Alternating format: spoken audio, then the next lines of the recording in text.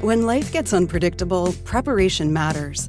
In medicine, it's all about staying alert, ready for whatever comes through the door. On the road, it's no different.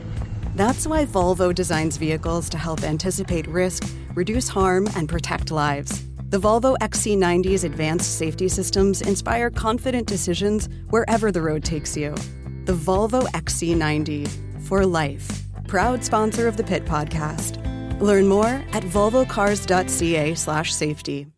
Yes, indeed. We do have breaking news this morning just coming in from the Supreme Court of Canada. It is confirmed that Bill 21 will go before the highest court in the land. So the ruling coming out, the decision coming out, I should say, at 9:45 on the button. Of course, and as always is the case, no reasons for the decision to hear it. And we don't have any dates either. So it's going to happen. We don't know when. And we don't know the why, as is the Supreme Court's prerogative. This news has major ramifications for politics in Quebec and in Canada. Let's talk a little bit more about this with Guillaume Rousseau, a professor of law at Université de Sherbrooke, and an attorney for the Mouvement Laïque Quebecois. Guillaume, welcome back to the program. Thanks for having me. Your instant reaction here to this news. Well, of course, this morning we were hoping for a different decision from the Supreme Court. But on the other hand, the Supreme Court will have the opportunity to remind Canada as an whole that the Court of Appeal did not err in affirming that Bill 21 is consistent with the public law enforced in Quebec and Canada. So the fight will go on. So can you actually tell our listeners here just what's going before the courts? Because I think some people may be under a misunderstanding, if the court's ruling, if Bill 21 is illegal or not and that kind of thing. Why don't you tell our listeners what is truly up for debate and decision in front of the Supreme Court now? So the main issue, I think, because there was a difference in that regard with the judgment from the Superior Court and the judgment of the Court of Appeal. So I guess that's the biggest question. The most important one is the application or not of Bill 21 to English speaking school. That's the issue, because the Superior Court said that the Bill 21, the prohibition to wear a religious symbol for teacher, should not apply to Anglophone school boards. And the Court of Appeal had a different opinion. So that's, I think, the issue that is at the very heart of the case at the Supreme Court of Canada. And more largely, some other group are challenging the whole Bill 21. They're saying that the bill shouldn't apply, including to French-speaking school boards and to all of the states. But I think that the most controversial issue and the one that will be debated very hotly is the one about English school boards. And just on the preemptive use of the notwithstanding clause. And there's a lot of people that talk about that aspect. Is this part of this? What have the courts ruled so far, and what about that aspect of this?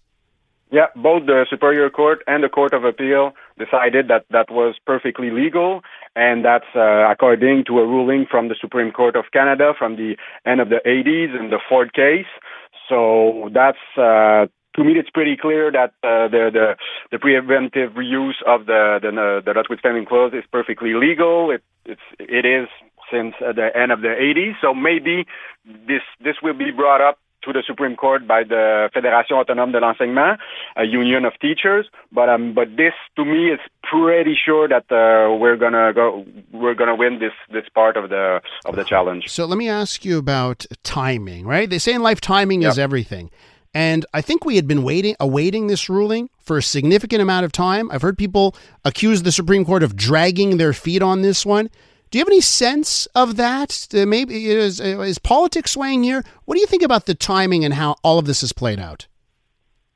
Well, there are many issues. We just discussed two of them, but there are about six of them, six very controversial and complex constitutional issues. So that maybe explains why the Supreme Court took so much time to decide. And then there was the issue with Justice Jamal, who was he was on the bench at the Supreme Court, but for some reason he had to recuse to himself. Step down. Yeah. So that also took some time. So maybe that's about it.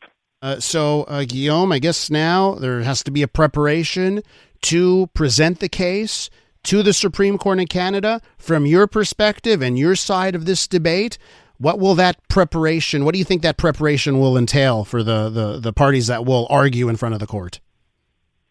Well, I think the AGQ will focus on Section 23 of the Charter, Canadian Charter of Rights, so the issue of the English school boards, because that's really the issue that there was a different judgment from the Superior Court than the Court of Appeal. So I think the Attorney General will really focus on that.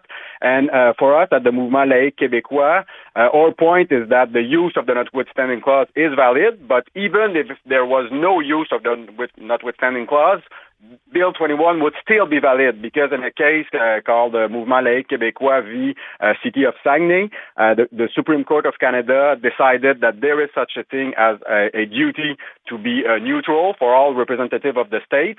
And that time, the Mouvement Laïque Quebecois won at the Supreme Court, a unanimous judgment. So we're hoping for the same in this case. Guillaume, thank you so much for hopping on short notice to talk about this. I do appreciate it. It was a pleasure. Guillaume Rousseau is a professor at law at the Université de Sherbrooke and an attorney for the Mouvement Laïque Quebecois.